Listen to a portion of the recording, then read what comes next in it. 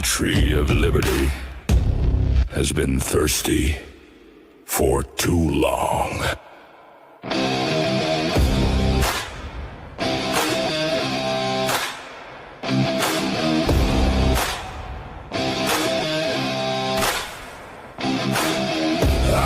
am the spark, the powder, the match, the shot that rang, the line in the patch. I am the night they tossed the tea, the oath they swore to die free. You can chain my hands, you can break my bones, but you'll never own my soul. I am the fire in the midnight sky, the reason tyrants die. I am 1776, lightning, thunder, iron, and grit. Every musket, every fist. I am 1776. Oh, oh, oh, oh, oh. I am 1776.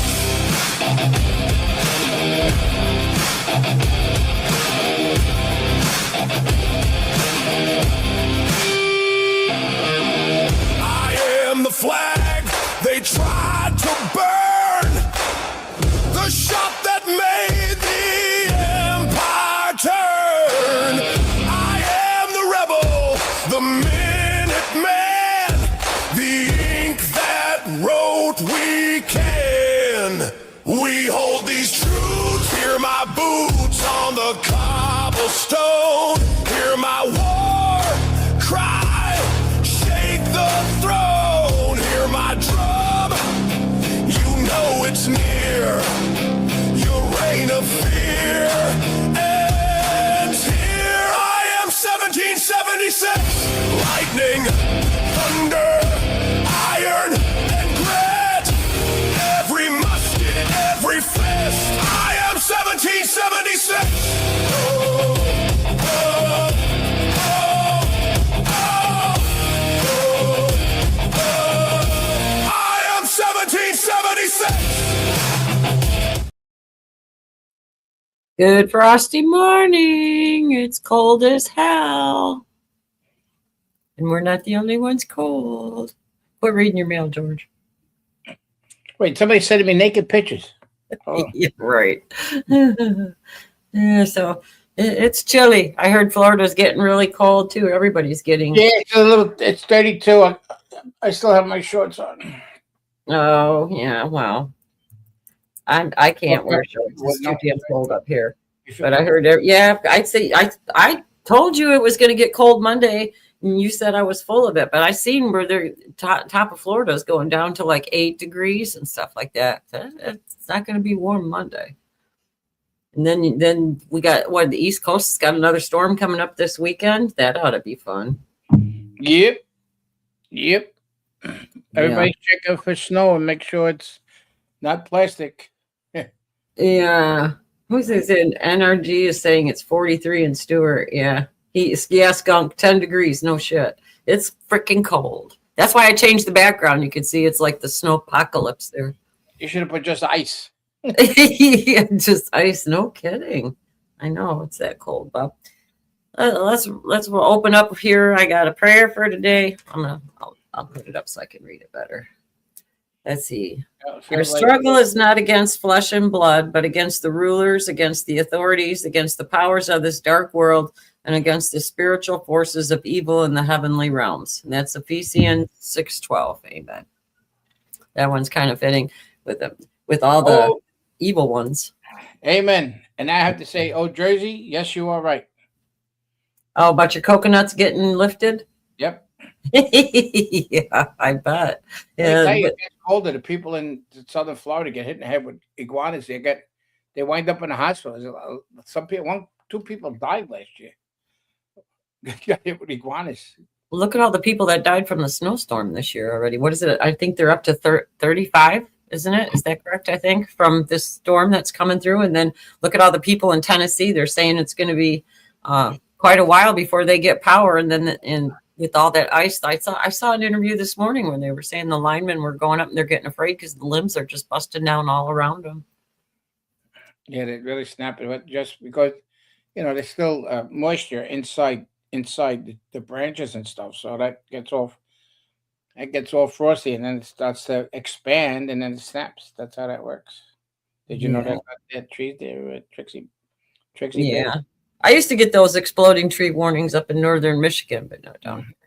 But I know up in the plains, have you seen those about the exploding trees? Yeah, that's crazy stuff, huh? I used to live up in New York.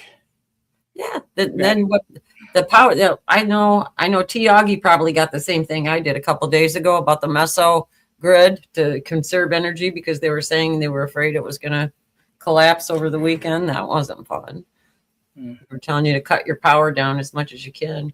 That's what gets me about cutting the power down. Mm-hmm. That's bullshit. Yeah, I know. What they do when they say that to everybody is because they're planning something big happening, like they have to increase the electric because of those data centers. So they say, okay, cut back. So they want it, it's a game that they're playing. But they don't have to cut back because the power grid's still sending out power. The electric company don't charge you. They charge you for delivery service, not only for your gas, but they also charging you for the electric. You want to get me started on that one? Listen. Yeah. I called up Con Edison when I was up in New York. They were charging me $150 from the pole to the house. From the pole to the house, charging a delivery. So I called them. I said, "Are you effing kidding me? Mm-hmm. You're charging me. There's a wire there already. Mm-hmm. I tell you what, take the $150 off. I'll run the wire from the pole to my house, and then you don't have to charge that. Oh, we can't do that. So what are you charging me that much money for? $150 for what? There's a little guy on the electric wire running back and forth like this. Hey, here's the charge.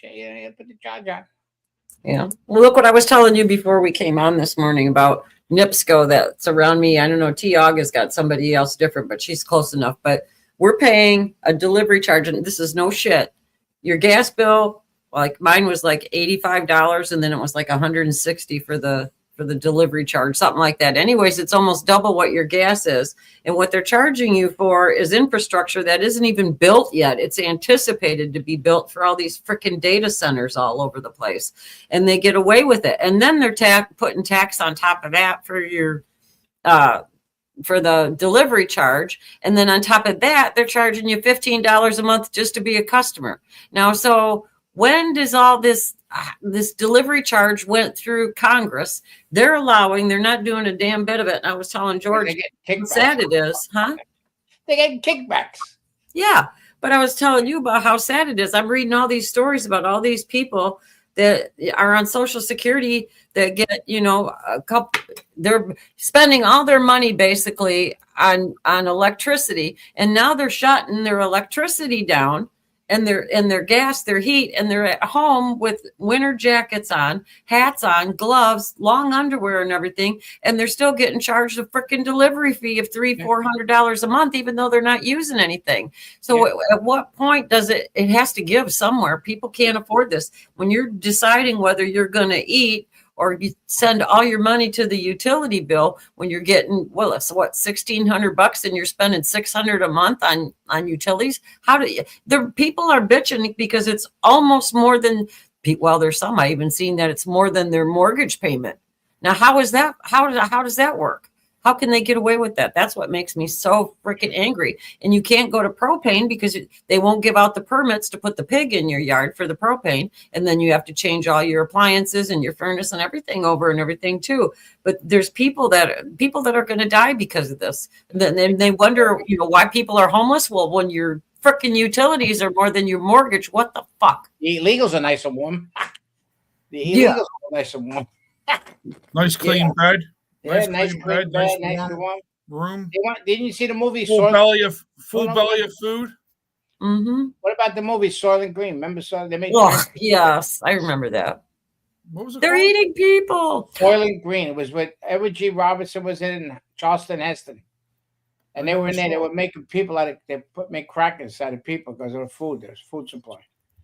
They would give you they put you in a nice bed, and you got the beautiful music, and they show you the beautiful landscape and everything else, and they give you a little shot in there, and then you go sleep, and then they put you in a machine, and they chop you all up and make you crackers. It's called Soylent Green. You know what? That's a perfect segue for the story I got from Somalia. That's why I brought it up, guys. Breaking news. That's the big. Oh, this is so gross. This is so gross. So I'm gonna play this first. Oh, before you start that, hold on. Yeah, I know you want to do that. Put in your head. Do you remember when the mayor of Minneapolis was eating at a Somalian restaurant? Stop giving it away. Stop. I'm just saying. I had to bring up about the mayor. Go ahead. The mayor? The mayor. Is that a horse? Yeah. A horse, of course. Oh, no. What happened now? You hurt my feelings, George. You're gonna make me cry. Would you put the thing up? All right.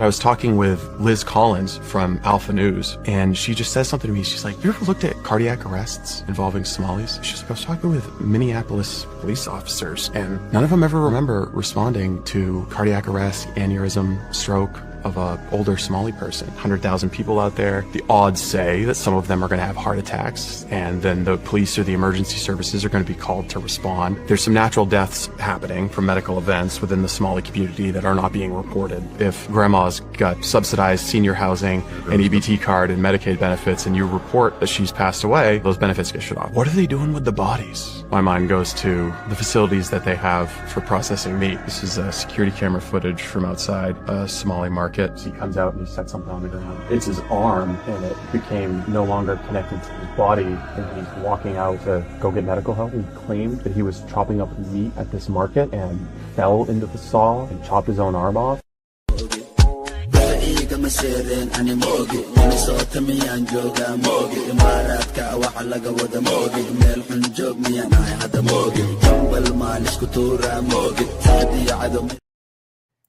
Now the guy on this other side must be saying, "Look at this effing idiot eating this food and it's Somalia meat."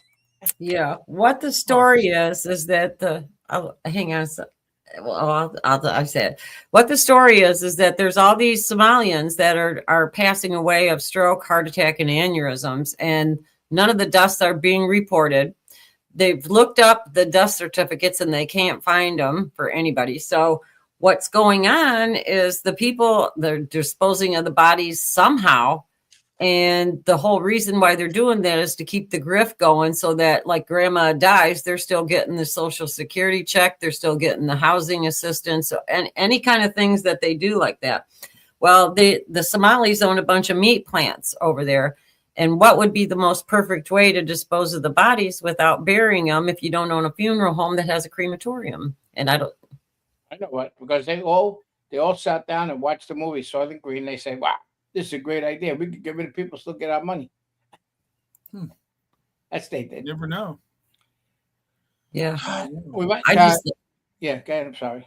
Oh, I was just going to say that something's going on over there, and that could be part of the reason why they're fighting so damn hard too over there. Because I mean, it's the grift and everything, but who in the world would ever think of something like this besides watching Soylent Green? Yeah. Today, just to bring up a point, today we must remember it's Holocaust Remembrance. All you need is 81 years ago today. What's that, George? What happened? I heard you saying something. I couldn't fully hear you. No, it's about today's saying? Holocaust Remembrance Day. 81 years ago. I didn't know. Yep. Yeah, well, that's what the whole thing is. So I'll get into that after. So we'll talk about that like after 9 o'clock and stuff. What do you think about this meat stuff, Sean? Makes you want to be a vegetarian, right? Yeah, you see how good he was smiling about that, and the other jerk off next to him, the Somalians, going, "You're eating somebody. I think you're eating my grandmother." Oh, disgusting! Yeah. Disgusting. Just it's disgusting. The guy placating. I hate. I think everybody hates that, but like you see some of these politicians how they placate to bullshit, right? Look at Manzami or whatever whatever hell his name is in New York yesterday. He's out there shoveling snow. Yesterday was the first day he picked up a freaking snow shovel. You know what in his fucking life? Yeah, it was the first day he picked up a snow shovel, but he's sitting there trying to shovel to make himself look like he's with the people and an average guy and all. He's as far as an average guy from it's just so ridiculous how they try to placate. It gets the people that fall for it are even more stupid than you think. Hey, listen, I got yesterday. I got that message. It's with and stuff. I just got like a punch in What the front. message? What they got rid of? What's his name? Moving. What's his name out of? Oh, and he wasn't gotten rid of, right? Apparently. No, wait. Let's start with the beginning of the story. Yes, he was, and then all of a sudden, he's going to be put someplace else because it's like they gave in. You gave in to the demands of them two fucking idiots of the governor and the mayor, because all the shit that's happening there, not correct the problem about these rioters that are there and everything else, not sending in the troops, which he could have done, he didn't do the insurrection, and the reason why is because why? Because they're worried about the senators breaking his balls and the Congress are breaking his balls because of the election coming up. And Trump still got that fucking bill on his desk. Well, wait, hang on. That whole thing with this border, what the heck is his name? I forget his name. The border guy that they're apparently Alessandro Mayorga. That came from somebody under Nome. They're saying. I don't know, because there's reports out today that came from somebody under Kristi Nome. I thought I read this morning. So, I don't know, but yeah, it's definitely. I know Bannon was upset. Bovino, yeah, that's his name, Bovino. I almost want to say Scavino, but Bovino or Bongino, right? There's a lot of. But yeah, thanks, Skunk and USN. But it's just. He's in Iowa.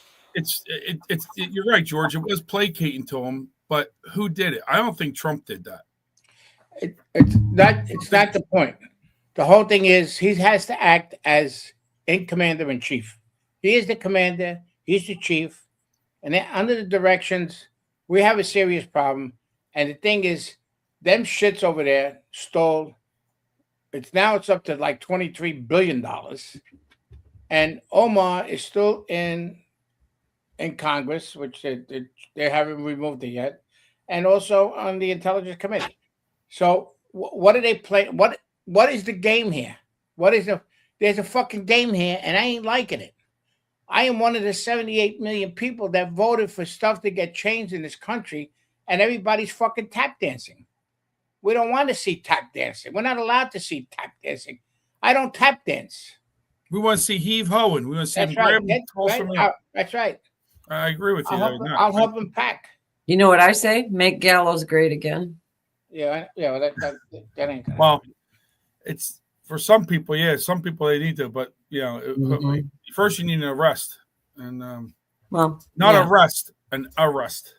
It's like accountability. That word comes up again and again and again. Yeah, accountability. Add it all the time. That's what the whole thing is. Well, yeah. I know. Now, the thing is, he went to Iowa to campaign now. He's there now. This early in the morning, he's there now. It's 7. What is in Iowa time? Now, 7:30 in the morning.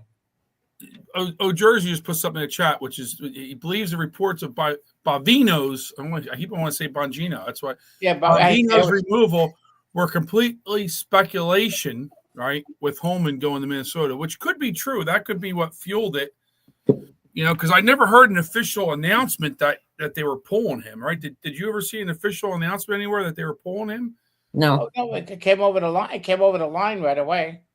Yeah, but who broke New York Post knew about it right away. New York Post knew about it. Everything came over the internet so quick. Yep. But what if somebody fed somebody some bad information and they were trying to find a leak? Exactly. They've done that before, set a trap for somebody to find out who's a leaker on something. Maybe somebody was leaking, plans about where DHS was going or something. I don't know. Maybe it's related to the signal chat to find, And like USN Air saying, conflicting reports. I mean, it's true. It was conflicting reports. You heard. So I don't know.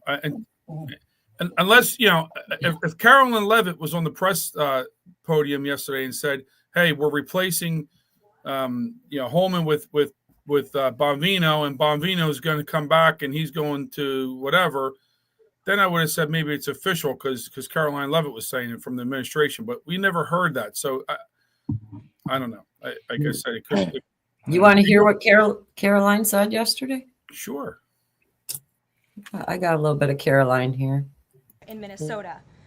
Number 1, Governor Walz, Mayor Fry, and all Democrat leaders should turn over all criminal illegal aliens currently incarcerated in their prisons and jails to federal authorities, along with any illegal aliens with active warrants or known criminal histories for immediate deportation. Number 2, state and local law enforcement must agree to turn over all illegal aliens who are arrested by local police. And then thirdly, local police must assist federal law enforcement in apprehending and detaining illegal aliens who are wanted. George, you gotta mute yourself. Especially violent crimes. But I was. If Governor Walz and Mayor Fry implement these common sense cooperative measures that I will add have already been implemented in nearly every single other state across the country, Customs and Border Patrol will not be needed to support ICE on the ground in Minnesota. ICE and local law enforcement can peacefully work together, as they are effectively doing in so many other states and jurisdictions. Additionally, President Trump is calling on the United States Congress to immediately pass legislation ending sanctuary cities once and for all. American cities should be safe sanctuaries for law-abiding citizens only, not for dangerous illegal alien criminals who broke our nation's laws and do not belong here. We hope Governor Walz will do the right thing and continue to work with President Trump to keep the American people safe following their call this morning. See, that was important, I thought, because of maybe for some. There, I muted him. But the what she was saying, correlates with the other states. Anybody that cooperated didn't have this kind of stuff going on in Minnesota, And then I still think they were going after a leak, and that's why that came out about Bovino, and it would correlate with the signal chat and everything else that's going on. Maybe it was just part of the investigation. Yeah, I was watching Greg Kelly last night, and he had a live shot. It was what time's he come on? 9 o'clock or 10 o'clock, whatever it is. 9 o'clock, I think it is, and they were outside a hotel in Minneapolis, or outside Minneapolis somewhere, where I guess they thought Bonvino was staying, and these protesters are out there. It was so hilarious. He goes, "Wait a minute, move that camera back! Oh my God, they got furries out there." The clip's got to be somewhere. I laughed. They had actually a couple of furries sitting there in the crowd, which was funny. That's why they're nuts over there. I mean, some of the stuff that they're doing. I mean, the people. I got in an argument with somebody over the weekend, and they called me a Nazi for absolutely no reason. And the only thing I said to them was that, well, obviously you're mentally unstable. I don't know what else to say, because they go right to name calling because they can't. They don't have facts to back themselves up. Me and Jersey were on the phone last night. We were chatting. And we talked about that, how right away people want to call Nazis, right? He's got people he knows that whatever that and his family members that do that with the people, and it's crazy. Like, why would you diminish what happened to the Jews in Germany? And like Jersey says, ask them if they know what a Nazi is. Ask them. Like half these people don't even know what a Nazi is. They don't know. He had a lady on Facebook. He was chatting when a lady called him a Nazi, and. Yeah, these people are they go to Nazi like they go to you're a misogynist, you're a homophobe, you're a what's the other words? A sexist or racist. Yeah. It's just that's where they go, and they want to shoot you down. That's like their punch in the face. That's their verbal punch in the face to you. Mhm. And I mean, people got to stop even worry about it. You know, it's just you got to fight their words back. Yeah. Remember, we talked about that. How crazy they are. Check this one out. This is a lady. Look at nice tattoos on her forehead, huh? Oh, wow. Yeah. Yeah. She's saying, I'll read this because the writing's so small. It says, radical leftist with tattoo forehead.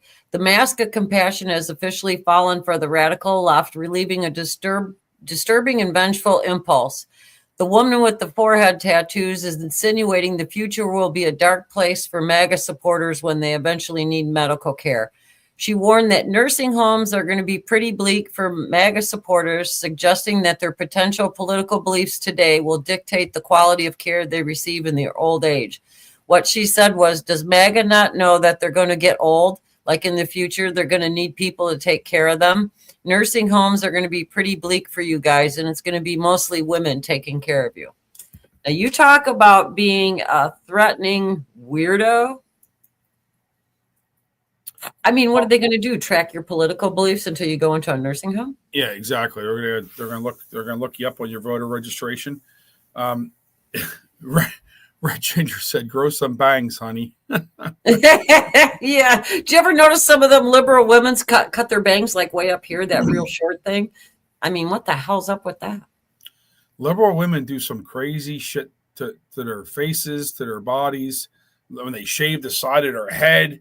And I mean, it's just, That's like self-hatred almost. If you're a woman, what does it say in the Bible? Your hair is your crowning glory, and then these idiots are shaving their heads. I mean, what point is that? I don't care what they say. They say they do it for solidarity. Solidarity for what? I see when people do it for cancer. That's one thing. But they're doing it for a political belief. They're destroying what they look like. yep. I mean, Yeah. it's like Crazy.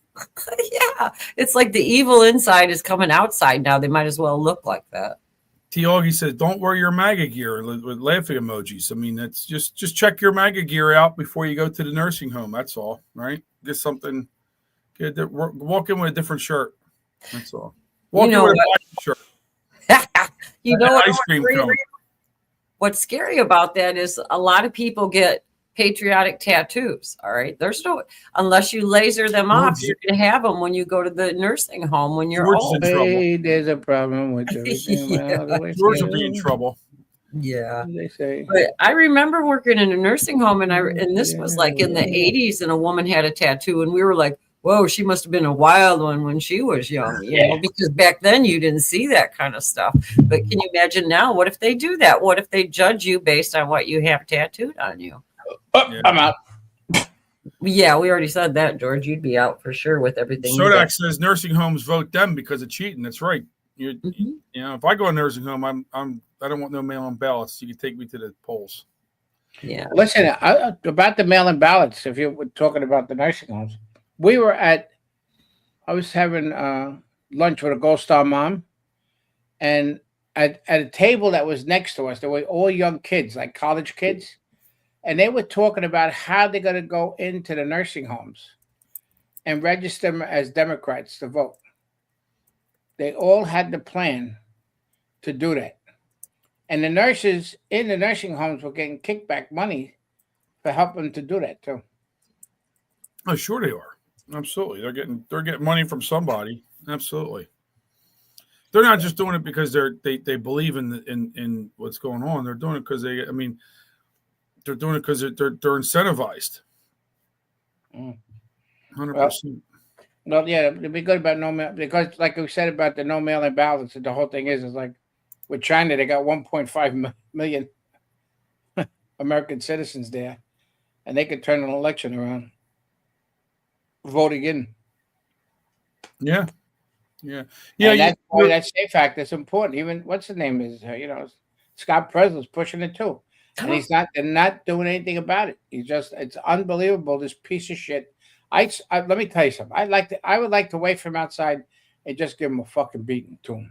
They just wait for the coming out of the Senate. There's more and more people coming on about this SAVE Act. Presser put a post up today. There was another senator that signed on to it. Todd Young, co-sponsoring from Indiana. Yeah. And matter of fact, he said, he says, people should reach out and thank them. And I think that's true.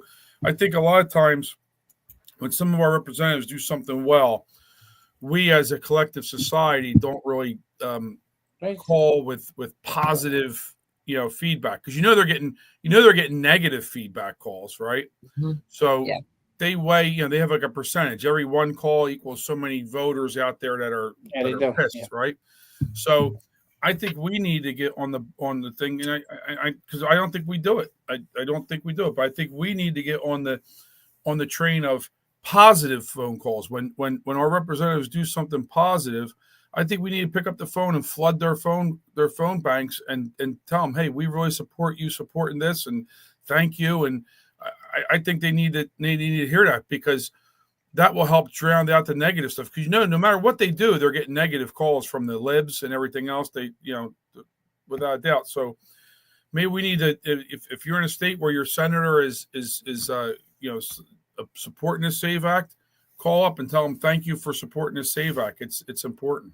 Yeah, Todd Young, I'm on him all the time because he's a rhino. So I watch everything that he does, and I'm always sending stuff. I'm sure they probably got my address like in their system, they just have to hit a button. But he, I was surprised that he co-signed on that just because of that being a rhino. But I'm glad he did. But like what Pressler was here too, working with him and everything. But Young takes a lot of money from military contractors and everything, so that's why I don't trust him. Oh well, they're all taking big money from somewhere, whether it's pharmaceuticals, whether it's the industrial war complex, whether it's whatever. They're all taking big money from somewhere they shouldn't be. Did you see about Booz Allen? That's they canceled all the contracts with Bassett did with Booz Allen, the military contractor. No, I didn't see that. Yeah, they canceled all of my. Trying to remember what the reasoning was. It was something important, but I can't remember now. Just kind of brain fart. But yeah, I saw that yesterday. They did that. So that's that. I think it was 21 million. Not really pocket change. That's some serious. That's a little dent in the well. I wanted to bring something back. We were talking about the meat before, right, with the Somalis and all. Did anybody notice that the White House made a thing about make beef affordable again?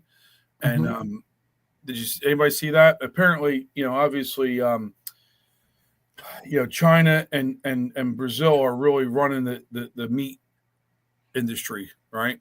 Mm-hmm. So he's kind of, I guess, setting some things to attack that. And oh God, there was something. I got Tim Burchin on the meat processing. If you want me to bring it up. Yep. That's what I was looking for. So if you have it, it's great. Yeah, I got it. Yeah, he was just talking about it. That's what I was looking for. He was just talking right yesterday. I'm prepared. I'm like a Girl Scout. Yep. Hey everybody, Tim Burchett. Talk a little bit about the price of beef right now and what's going on with it. Peter Navarro has accurately and correctly pointed out that, as I've stated many times, that 85% of our meat processing, formerly slaughterhouses, politically correct, now it's meat processing, are controlled not by Americans. 85% controlled by the Brazilians. And guess who the Brazilians are in bed with? The Chinese. Once again, trying to fluctuate a commodity, put the squeeze on us. And we're willing co-conspirators, because what have we done? We've allowed them to put a bunch of, really, it's antitrust type stuff.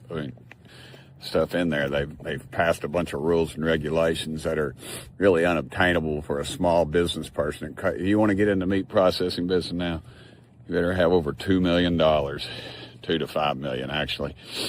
And these rules and regulations they put on are by unelected bureaucrats. We had somebody in Tennessee that was literally shutting down meat processing plants because they didn't have women's bathrooms. So we got a real problem. And the president sees it, and big agri business, they're involved with it because they're international. It's a cartel is what it is. And we know what's going on. And what do our farm lobbyists do? When they see this video, they'll come see me once again, and they'll show me all these tough letters they've written. But I think somewhere down the line, their bosses are in bed with them too. We can do better. We got a president that sees that. We're tired of the BS. They filed some antitrust stuff against them. We got to get it back in the hands of the locals. We got to get back in the hands of the farmers. The farmers' hands are tied. They can't run to Washington. They're supposed to have these lobbyists to do just that, and they don't do it.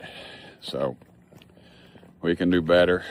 Let's do better. I've got legislation I'm filing to help fix it too, but it's time to get something done. Americans are suffering because of the greed of the lobbyists and the gutless nature of politicians who just graciously take all that money that these farm lobbyists give them, and what do? They study it for a little while, and the studying needs to quit.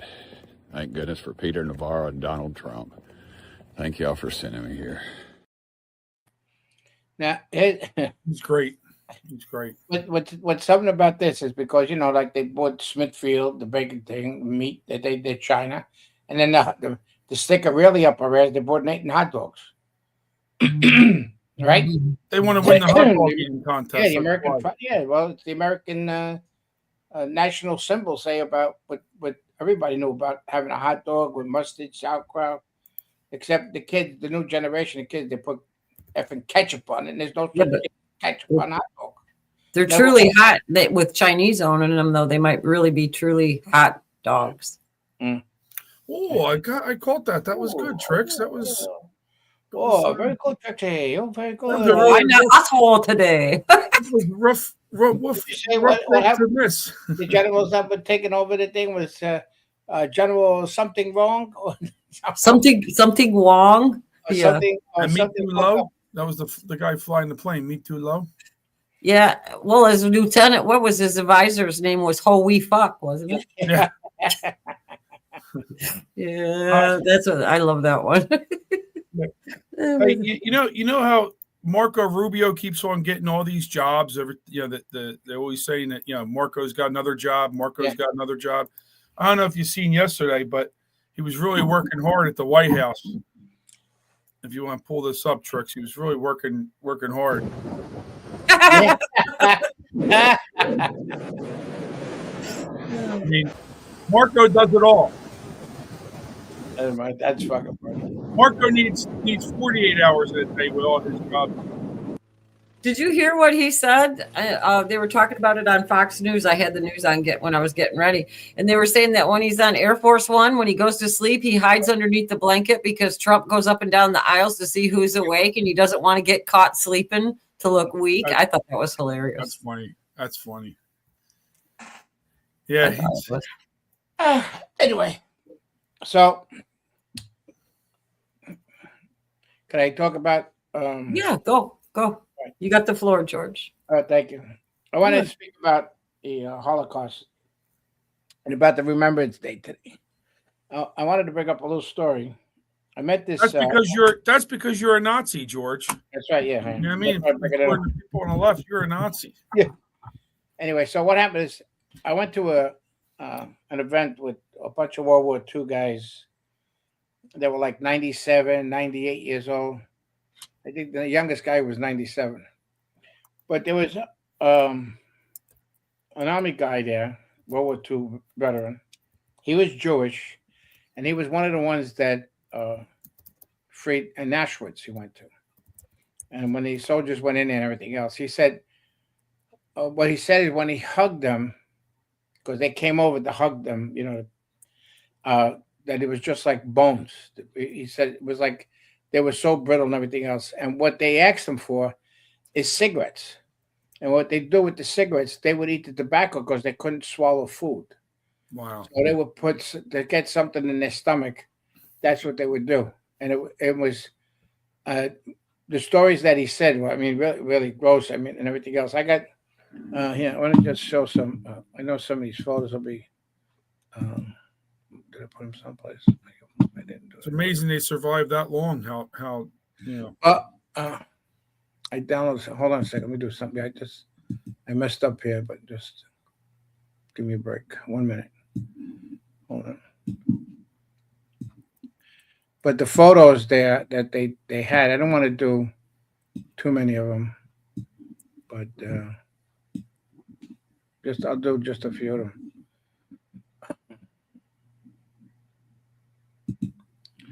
Hold on a second. me do this. We're here till 10. Yeah, I know. I put in the Not chat you, not you today. just to lighten things up a little bit for a little time filler. I hope Marco Rubio, all those different memes of like all the jobs he's doing, I hope he's making a scrapbook of all them. That would be kind of funny to have, you know. Yeah, it would. Yeah, open up that one. This is the star that they all wore in the camp in the camps there. Mm-hmm. And then the next one is all the shoes. They went into the chambers and everything else. And after they died and stuff, they took the shoes and just put them in piles like that. And then the next photo. Yeah, they're still there in the Holocaust, Yep. in Auschwitz and stuff, right? Yep. Still there, yep. And then the next photo is all the wedding bands that they took off everybody.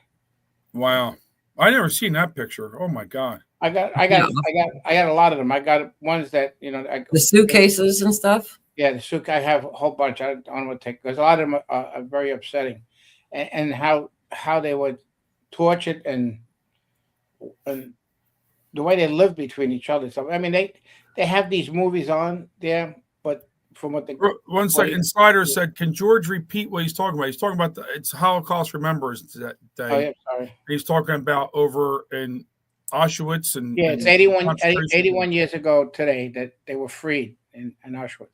I had relatives killed in the Warsaw Ghetto because they were the ones that were. There's a whole bunch of them. Well, we did. You know about Friend, the lawyer, right? She does a lot of stuff with the food fundraising and stuff like that. And what she did is because the grandmother was given food by some people to survive, and what happened was she protected a lot of the Jewish people getting out of Germany and going through a house on the tunnels and bringing across. So Friend does a lot of the stuff about the how important it was about the feeding the food and everything else. So she's very generous over here doing a lot of stuff for veterans and stuff like that. But the stories that the World War II veteran told me, it was like unbelievable, especially like they were asking for cigarettes. They were asking little soldiers for cigarettes so they could eat something in their stomach. I mean, the atrocities that they did, and like they say, like never forget and all that stuff, and never again, never forget. They were trying to do the same shit the other year, right? With all the protests with the Palestinian stuff and everything. That's what Denise and Little Chicky are kind of saying in the chat. These things should be showed all the time. These pictures, so keep it in front of people. I have a lot. I just there's some that, I mean, they have pits where they threw the bodies in that they found, and stuff like that, and how bad the chambers were and everything else. The people thought they were taking, especially women, they thought they were taking showers. Yeah. Then we can thank Bayer Pharmaceuticals for that. That's where Big Pharma came in because they were using that the gas to kill people like that. And then they came over here and started Big Pharma, which is really horrible.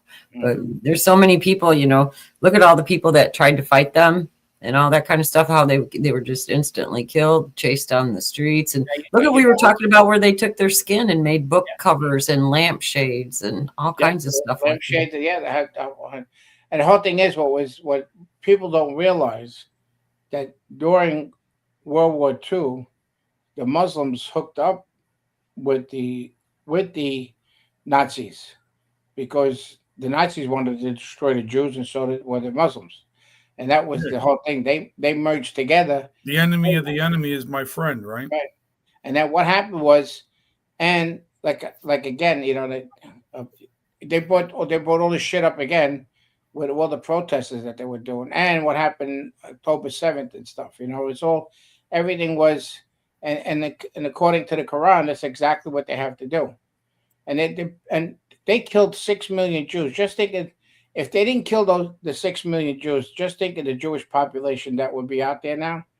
But the 6 million Jews that were killed, now, today, there's only 16.5 million throughout the world. People don't understand it. And people think that there's plenty of them.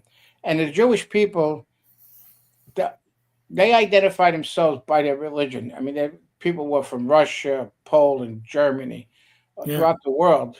but they Mhm. always establish themselves. What? No, you're right. It's not a Yeah. nationality. It's Right. their religion. They always You're says, absolutely right. Yeah. like say, I'm Italian, but I'm Catholic. You know, we always Yeah. say what you are, but they would say they're Jewish. They would say they're Jewish from Poland. They would Yep. say they're Jews, and that's it. Russian Jews, Polish Jews. You're absolutely right. There's all from all over the place. They Yeah, don't plus they were killing the gays and the disabled and the mentally handicapped too. Mhm. They even did the Yeah. blacks too. Mhm. And the But- reason why they Sammy did, Davis Jr. He was a black Jewish guy. yeah, yeah. Well, he turned, yeah. But they said if Sammy Davis could do it, anybody could do it. That's But right. you know, but the whole thing is that blacks that were a lot of blacks that were in Africa were Israelis from a generation of who they are because they think they just persecuted black people. No, they were associated with the Israeli religion, and is one of the oldest ones in Africa, which is still there. There was a movie out about them, someone with the beard. I can't remember it, but it was a very good movie. How the forces saved that group about being attacked by the Islamic forces and stuff. So it's a little bit of history.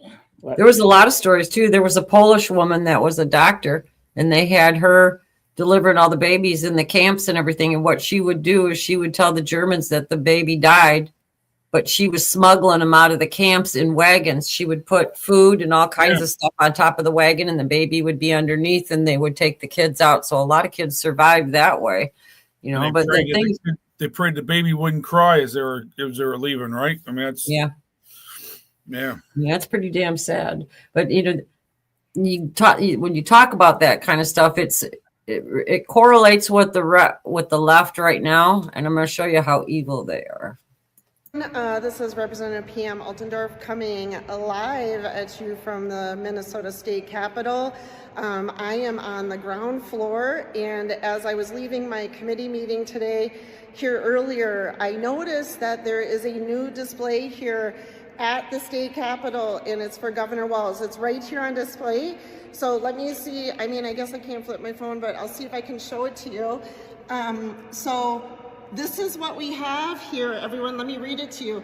The Democratic Coalition of Satan Worshipers thanks Governor Tim Walz for not standing in the way of spreading Satanism in the State Capitol building. Satan has a special place for you.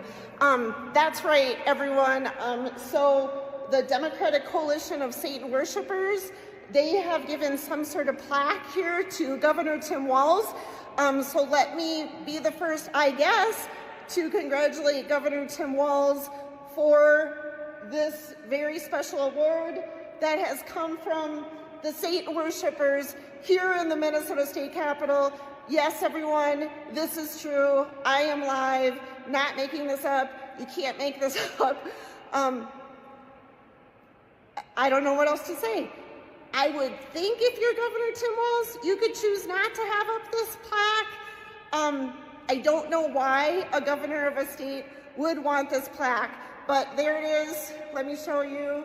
Here we are, live at the State Capitol, and the Satan worshipers have thanked Governor Tim Walz. And let me repeat this. The last line says, Satan has a special place for you. I'm speechless. unbelievable. And who helped them put that thing up?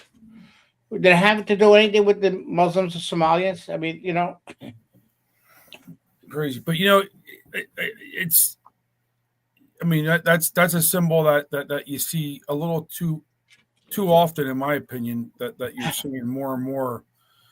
And, you know, that's a symbol. But going back for 1 second, you know, going back to this Nazi concentration camps and all this stuff, right? And I forget who was talking about it yesterday, but I've been saying this forever. You know, the left likes to call us, like the people on the right, Nazis and everything. Well, the whole Nazi movement, right, is more in line with the left than ever the right, right? I mean, it's just 100%. Hitler was a socialist. Social. That's what I'm saying. Social.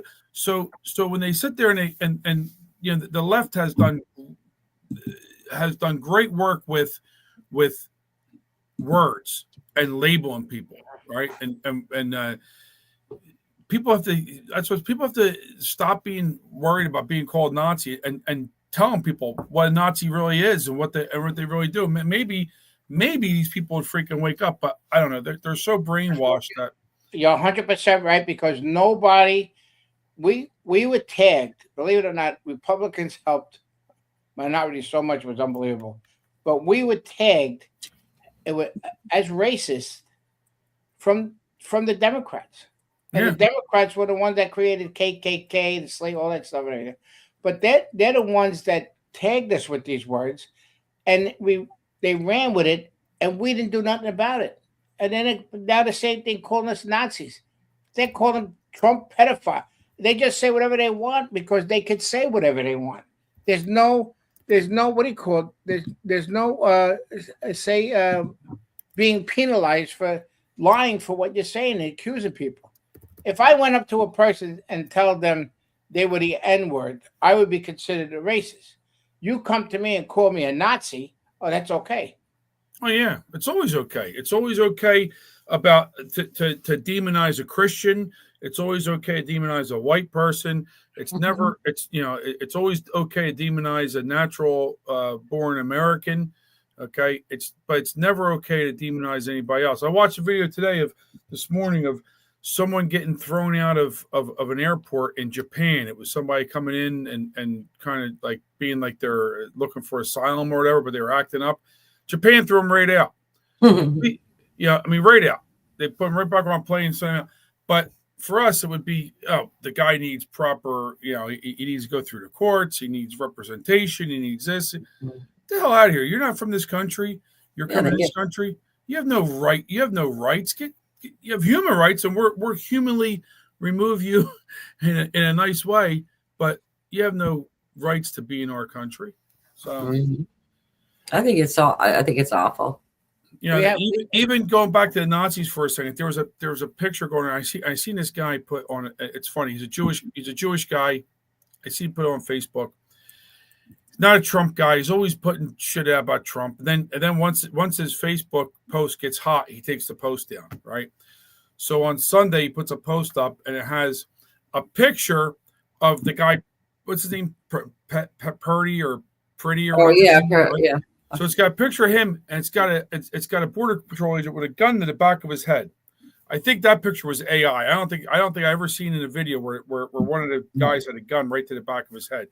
But I think that was AI. And then next to it, it's got a picture of the Holocaust. It's got a picture of a bunch of Nazis getting ready to shoot a Jewish guy and make him fall into a hole, right? And pretty much he's saying, this is where we are in America. Well, to equate that to what happened in Nazi Germany is so wrong, right? Where you have number one, border patrol agents and ICE agents getting attacked with stuff from agitators. They're getting thrown metal or frozen bottles of water. I feel like they're metal balls hitting them and stuff like that, and the whistle blowing constantly versus some guy minding his own business and getting taken out because of his religion and killed and tortured. Totally different stories, but they love to believe the nonsense and push the freaking nonsense. And I just hope people wake up to it and stop falling for the bullshit. Yeah, just say here. There's something I found on my file. I got more, but I even got one with the kids on it. Just open it. I've seen that picture before. Yeah. Look at them like you. It looks like a kennel of dogs almost. Like they're sitting there like if you go to a kennel, right? Like they're all stocked in things. Huh? Can you imagine?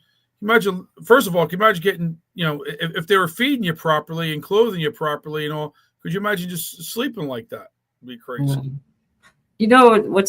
What's George was talking about them eating the tobacco and everything, and I was thinking about this when he was talking. Actually, that nicotine in the tobacco might have saved a lot of their lives because the nicotine will stop virus replication and everything. And when they're in those kind of quarters and the hepatitis and cholera and all that stuff was going around, I'll bet you that saved a lot of them. Yeah, well, that's why. Don't forget, a lot of the prisoners, some were doctors, some were lawyers. So They knew all that stuff. And what was funny is when I spoke to this veteran, I said, "Oh, my father, I'm Italian, and my father was in Italy during." He goes, "Oh, you were an enemy." I said, "No, your father." No, I said, "My father went after Mussolini." I said, "That's how it was." I said, "My father was caught on a farm with other Italians, and they were Jewish, but they were Jewish Italians. But he was talking to them. They got caught on a farm, and the Nazis found them. And how they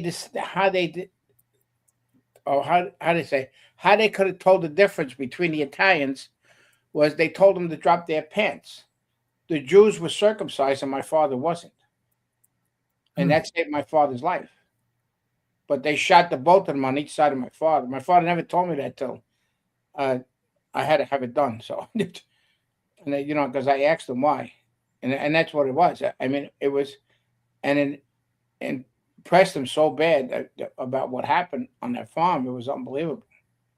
But these are stories that like people don't want to share. Yeah. My father told me, later on, a whole bunch of shit that went on with the Nazis in Italy and stuff, because they had a big Jewish community in Italy, and that's why the Nazis rolled in, and then they had the fights with the Nazis there in Italy. Can you imagine that time frame? How these people were getting hunted down. I mean, what they went through. Just as families, the kids, especially. I mean, listen, George, we're both fathers, right? We have kids, and obviously our kids are older now. But can you imagine with young kids, young children in the house? You're head of household. You're a father, because some back then maybe women weren't working like they are now, but you're looking over your shoulder, and you're trying to protect your family, unbelievable. But this is what I'm saying. The whole thing is that they just followed what they were told to do. They didn't fight back at all. It was the way way they were. They were mellow people. There was a movie that was done by what's his name? That the singer, the Italian singer. He used to be on Ed's show.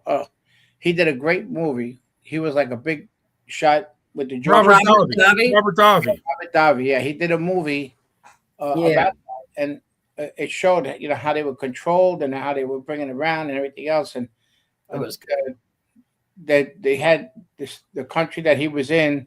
They had their own like police. Like the young kids, and they convinced them to do stuff like this. It's because it's they got the younger guys to push what the older people wouldn't do. Like say they had like a police force from the Nazis there, and then they would build the kids to brainwash the kids, like the same thing they're doing now. Yeah, kids returning in family members and stuff like that. But could you said how they followed along, like in the beginning they were rounding them up, right? They're putting them in the camps, right?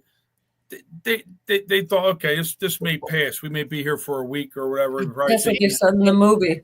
Yeah, and then all of a sudden it started getting worse and worse. And before, it's like the old thing with the frog in the pan, right? When they're turning up the heat before, you don't know you're in boiling water until it's too late.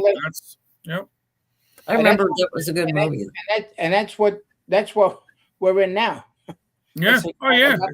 Absolutely. The thing the about Cubans didn't realize it either with Castro until it was too late. No, the same thing. Every one of these countries, like the socialists and everything else that were happening into these countries, that's exactly what it is. Little by little, and the same thing, the same thing that's happening with the Muslims now. They wanted to put. I saw last night. They got 3 permits put in by an American company that's owned by them.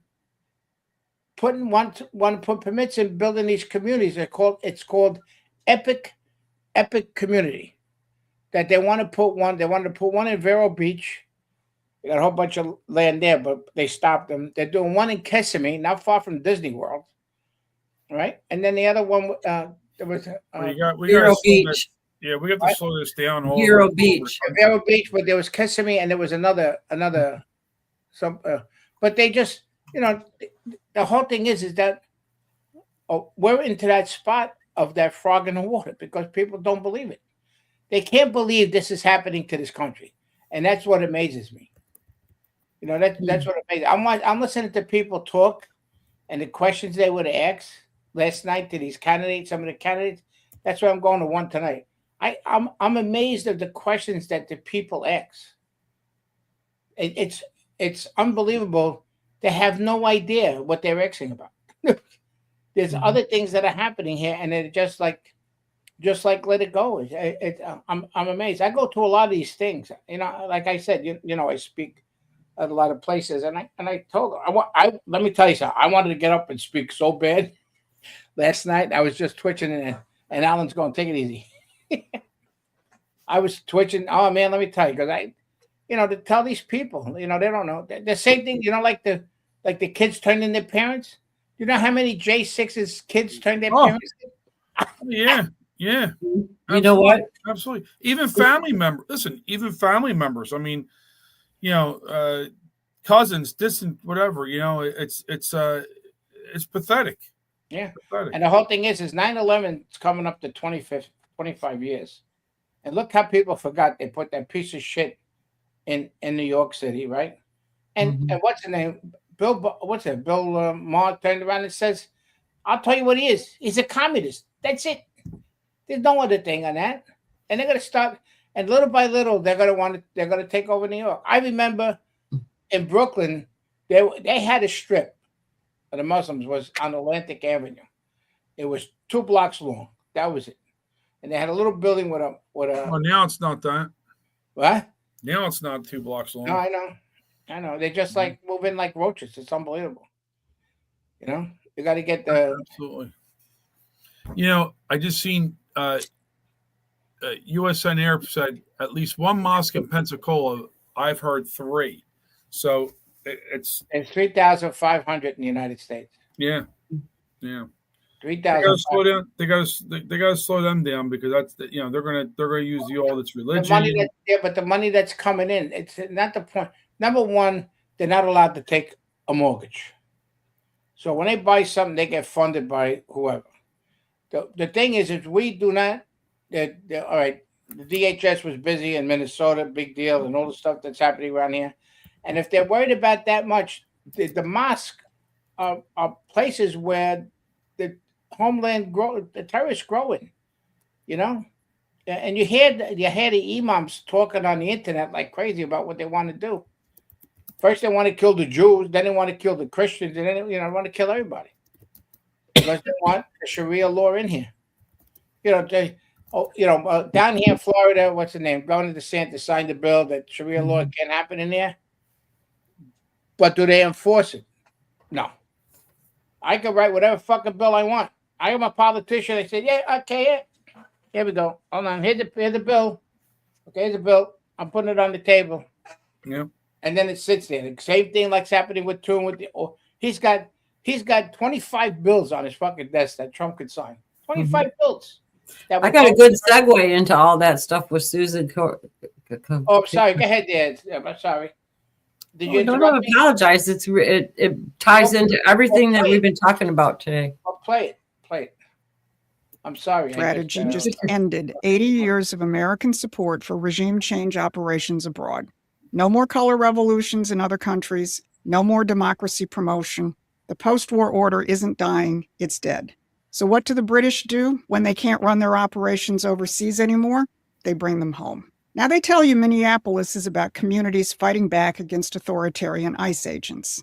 But what you're really seeing is a textbook color revolution, the same tactics Lord Palmerston pioneered 170 years ago to stop the American system from spreading. And the same personnel who ran regime change in Ukraine and Syria are now running operations in the Midwest. I'm Susan Kokinda. I've studied how the British pioneered these methods going back to the 1840s. And understanding that history is going to help you see today's battle for what it really is and what it's going to take to win. So if this is your kind of fight, hit those like, share, and subscribe buttons to stay in touch and help us grow. Today, we're going to cover 3 things. First, Minneapolis as a classic British destabilization operation and the USAID operative caught running it. Second, why the British are suddenly obsessed with Lord Palmerston, the original Color Revolution author. And third, the new national defense strategy as the final nail that forced them to bring the war home. While the media gaslights you about out-of-control ICE agents, Vice President J.D. Vance put his finger squarely on the truth. He said, "This level of engineered chaos is unique to Minneapolis. It is the direct consequence of far-left agitators working with local authorities." Engineered chaos, working with local authorities. Let that sink in. And here's one of those local authorities. Rachel Sayre, the EMS chief in Minneapolis, posted this attack on federal law enforcement. My background is in international humanitarian response in conflict zones. In Yemen, Haiti, Syria, Iraq, and Ukraine. What I've seen here is what I've seen there. A powerful entity violently and intentionally terrorizing people. Did you catch that? She just told you exactly who she is. Yemen, Syria, Iraq, Ukraine, pretty much everywhere the empire has run a color revolution, she was involved. And during the Obama administration, she worked for USAID, the very institution that Donald Trump and Marco Rubio just shut down precisely because it was a hotbed of anti-American activity, funding the NGOs that helped flood illegal immigrants into this country. She's not comparing Minneapolis to a war zone to be dramatic.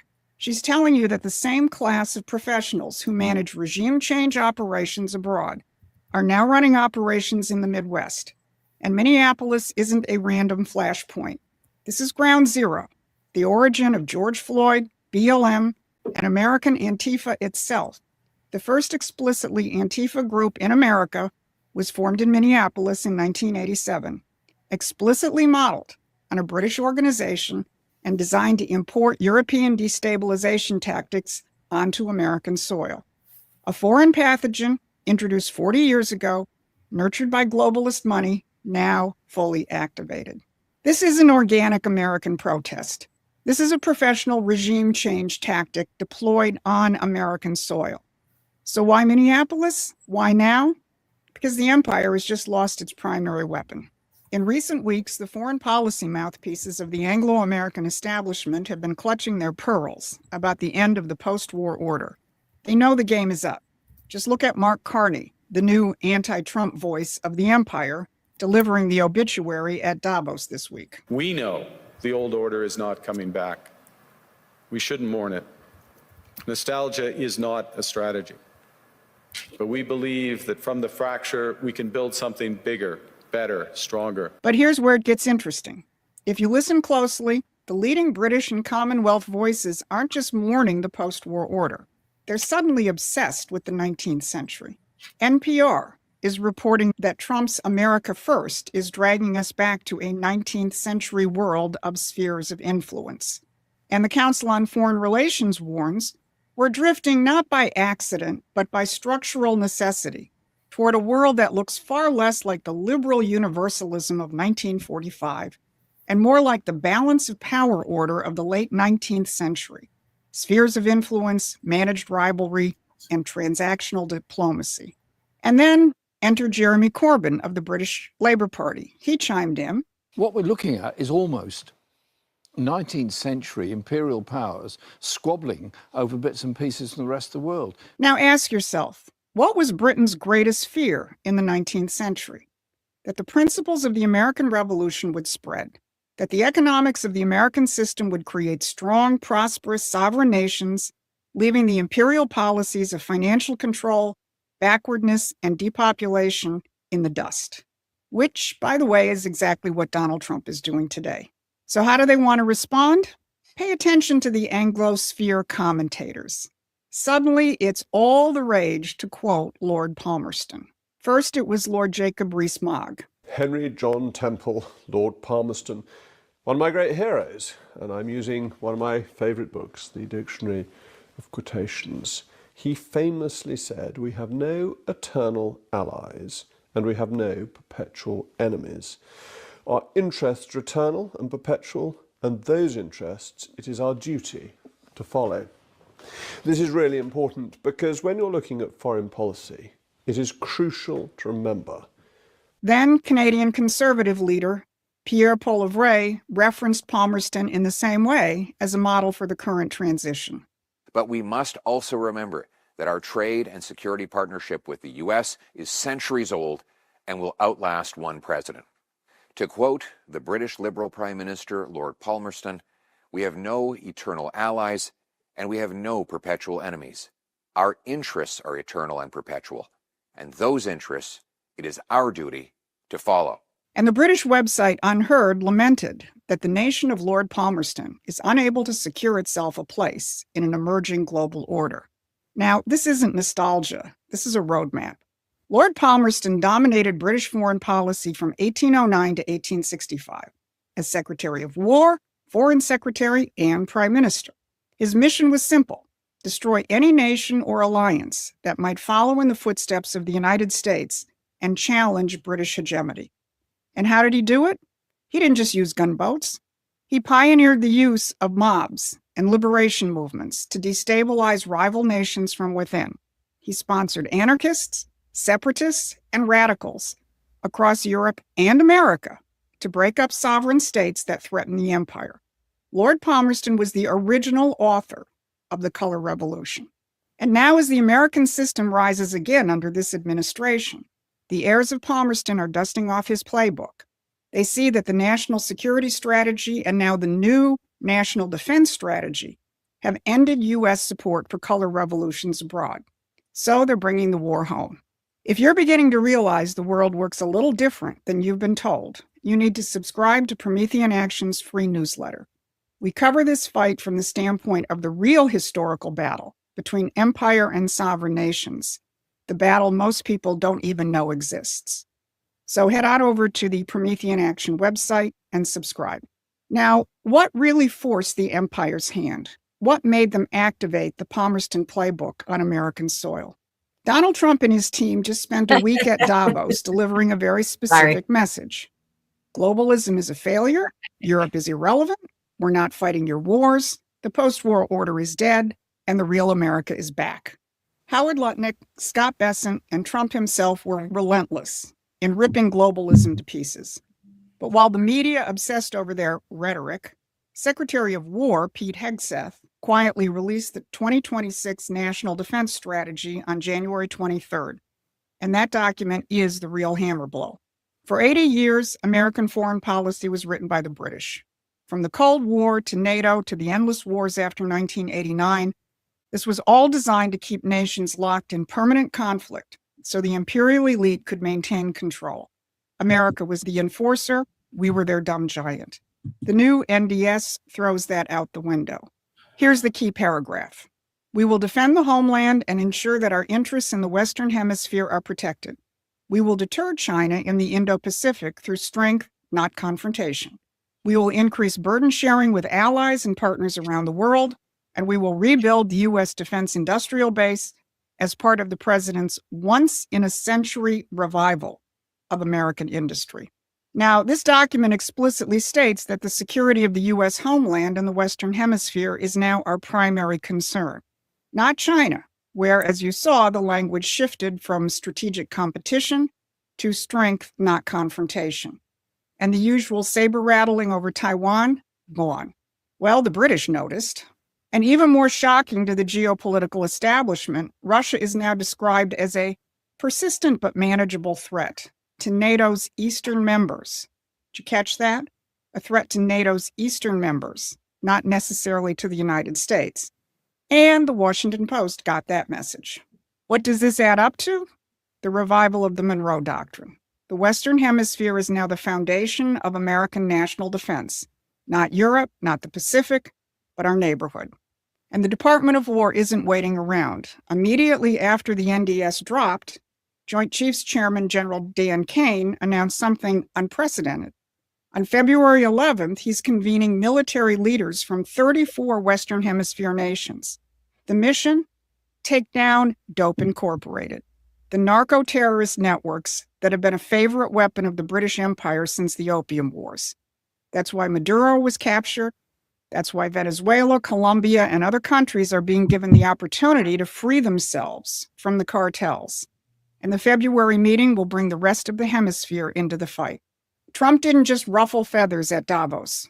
He ended 80 years of British-written American foreign policy No more permanent great power enemies. No more regime change abroad. No more color revolutions funded by USAID. No more American blood and treasure spent enforcing the empire's rules-based order. They had what?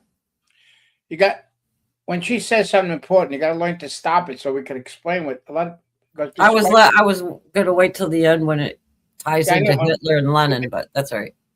No, but keep on going. But it doesn't matter now. But I'm just saying is, there's answers what she's explaining from what I know and with the history and stuff. I not to blow smoke up my ass, but the whole thing is that a lot of stuff she's saying is on the money, and I can explain why. I could tell a whole bunch of stuff. Go ahead, go. It's almost over with now. Well, play it now. You got to finish playing it. No choice but to activate domestic assets. The Trump administration announced the end of the post-war order, and the empire knows it. And that's why they're suddenly channeling Lord Palmerston, the original color revolution mastermind, who spent decades trying to stop the American system from spreading. They couldn't beat us through their rules-based order, so they're reaching back 170 years for the playbook that preceded it. Which brings us back to Minneapolis. This isn't spontaneous outrage over immigration enforcement. This is a Palmerston operation, professional color revolution tactics imported from Britain 40 years ago, nurtured by globalist money, and now deployed against a sitting U.S. president. The same people who ran regime change in Ukraine and Syria are running operations in Minnesota. Rachel Sayre told you so herself. But the new NDS shows we know their game, and this time we're not playing by their rules. The British establishment wants you to think America is the new empire.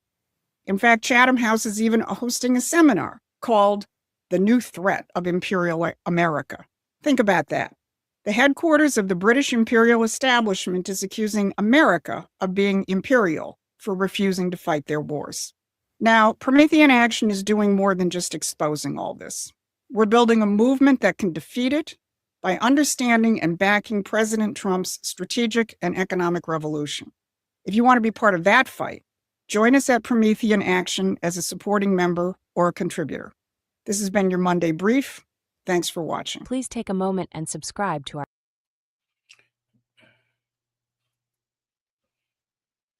Now, I made a big mistake because I said the socialism started like in 1871. No, she's right. It started. The British are pissed off because why? Because of the revolution that we had for our freedom against Britain. And Britain is still pissed off. And that's why they created all these monarchies as they went down.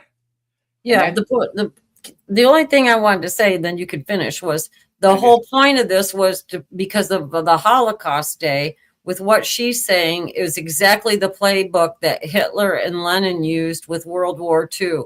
And so I thought it was really important to bring that up, that's all busted up. So go ahead, sorry. Yeah, well, that's what a lot of people don't understand what Trump is doing. He actually slapped everybody in the face at Davos. The thing that happened is Canada retaliated with China, and that's why they did a deal in Canada with China, the deal that they made between themselves. So we're being, and that's why those other ones that are talking about the playbook of those lords that were describing how we're doing against the British and being free from them. And they possessed us, and that's why all this money, and everybody keeps on saying Soros is the money behind this thing. It's not only Soros, it's these people who she brought in and talked about. And people keep on saying Soros, and that's what they want you to believe. It's Soros. You understand? They want you to believe that he's the main guy. Now, the main people are the ones that she just said in this whole section, the thing that we just did, the videotape we just did. So that's, and then let me tell you something. The woman is excellent. I mean, the stuff that they're doing, and I know she gives a lot of information to President Trump. No, yeah, I know they started. The Canadians were with China. They got, even with what Trudeau and they had him here in China. I'm answering. Yeah, somebody. the whole thing is the point she's talking about is the destabilization of countries from within. And this is exactly the playbook they used in Russia, the one they used in Germany, Hitler, Lenin, Stalin, all of these people. And so it was pertinent to bring it up for us today because of Minneapolis. Yeah, Minneapolis is a totally organized, destabilization, what she's saying, the purple color revolution from the United States. And with what you're saying too about with Carney in China, that's why Carney was taken and put in that position in Canada, was as a block for us so that they have something on the northern front. China was in Canada with Trudeau when they had like 20,000 troops up there just to play around in the mountains, supposedly. But they're infiltrating China. And that's why Trump did what he did with Venezuela.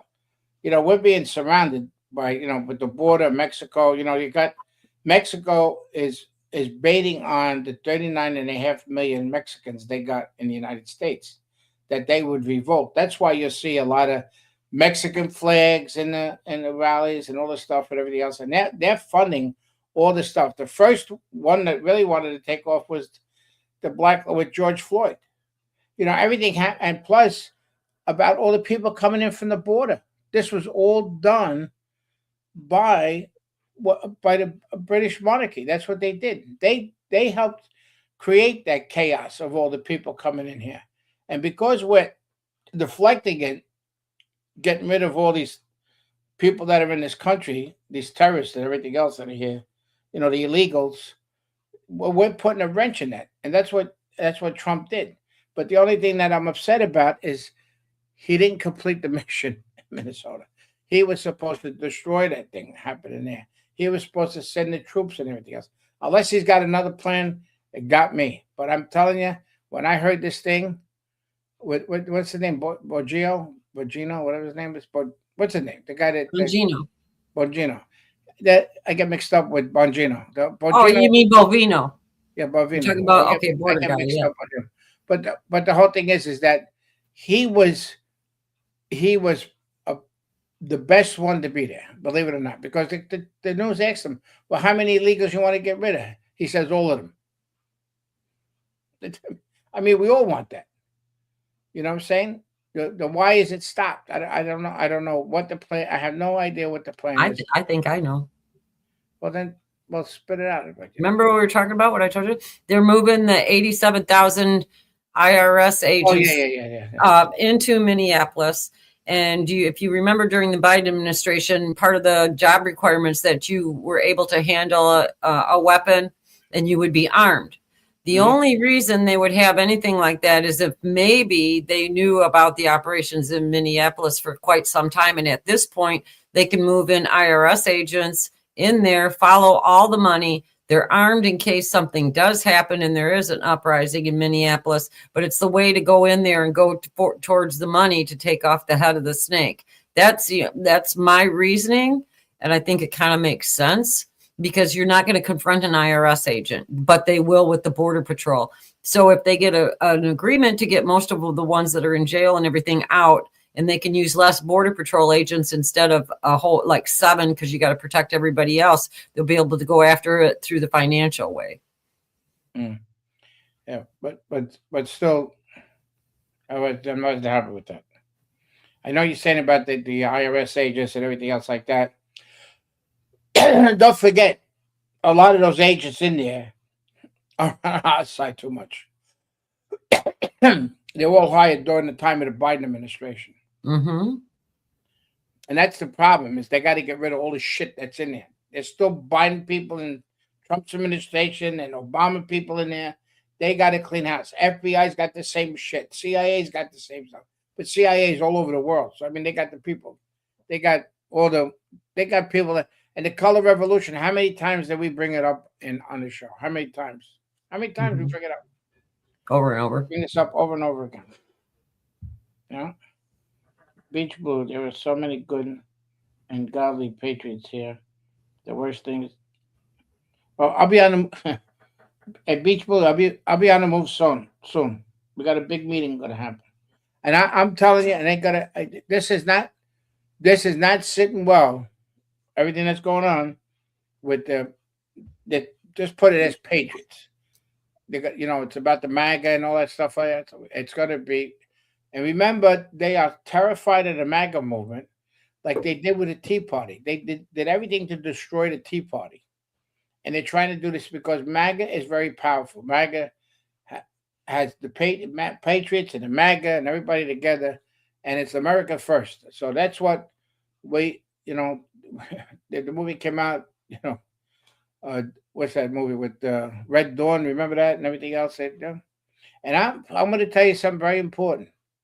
Don't think Russia is our enemy too much. That's all I have to say. I said this once before, and it's in what do you call? It's in Revelations. They were talking about the bear and the eagle and stuff like that. I mean, we have.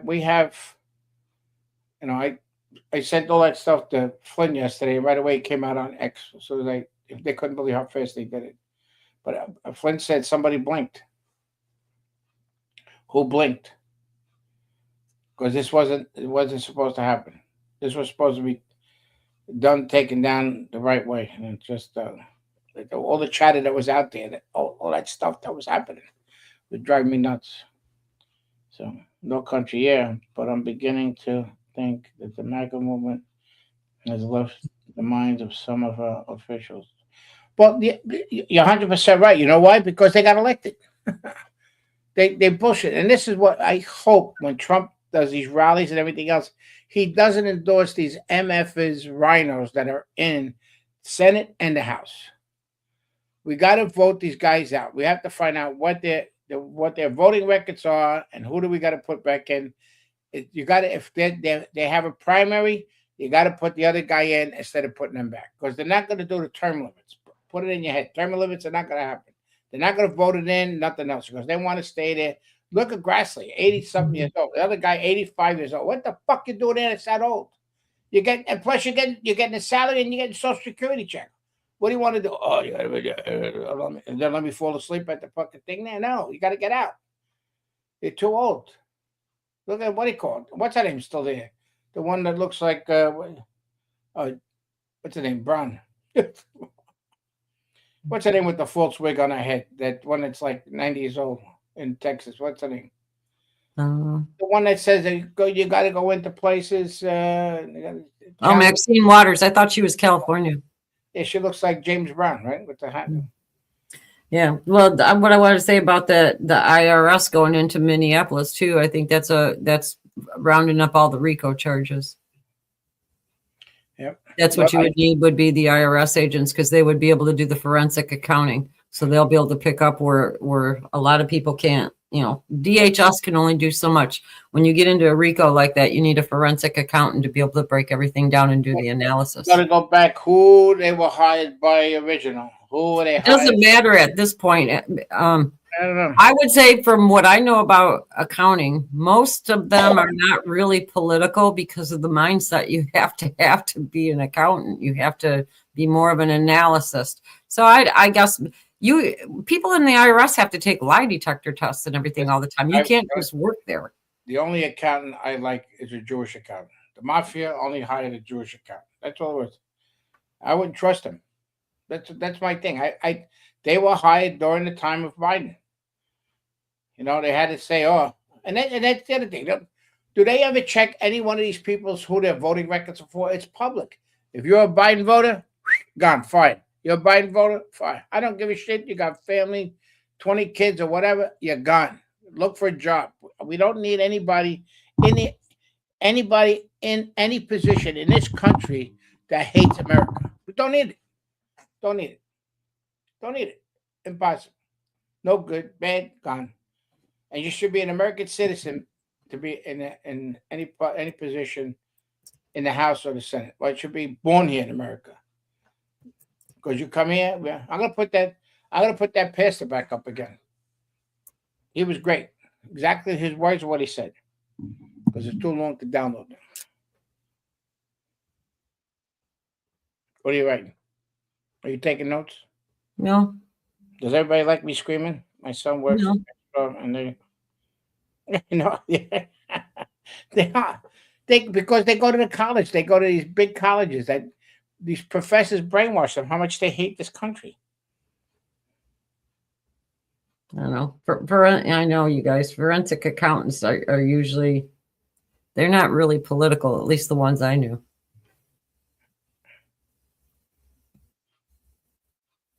Hey, look at Locon. I mean, it's crazy. Yeah. It's crazy, but I'm gonna put that video up tomorrow with the pastor, what he said about our sovereignty. You let these people in, they'll destroy our sovereignty. That's exactly what they're doing. They try to do, and they're doing a good job. We got to stop them. Okay, everybody, have a great day. Thanks for joining the show. Don't forget the like button. Thank you very much. Great show. Thank you. Well, I just thought it was really important to bring up the playbook of color revolutions and everything, especially because of the destabilization and how it was used throughout history. And so if you can recognize that, you'll see exactly what they're doing. We've been saying this, how many weeks we've been saying about the color revolution? You know, I'm sorry, I repeat myself, but it's important to get the message across. I repeat myself on purpose, not because I'm losing, getting dementia. And that's what Trump does. Trump repeats everything he does. You know why? Everybody says, oh, he says the same thing over and over again. No, he's reminding everybody what's going on. He has to remind everybody because as we know as Americans, we forget. Did you forget 9/11? Yeah. Did you forget about the bombing of Beirut, of the Marines that got killed? Do you remember Benghazi? Do you remember all the stuff? Do you remember 9/11? That's why all the stuff has to be repeated constantly.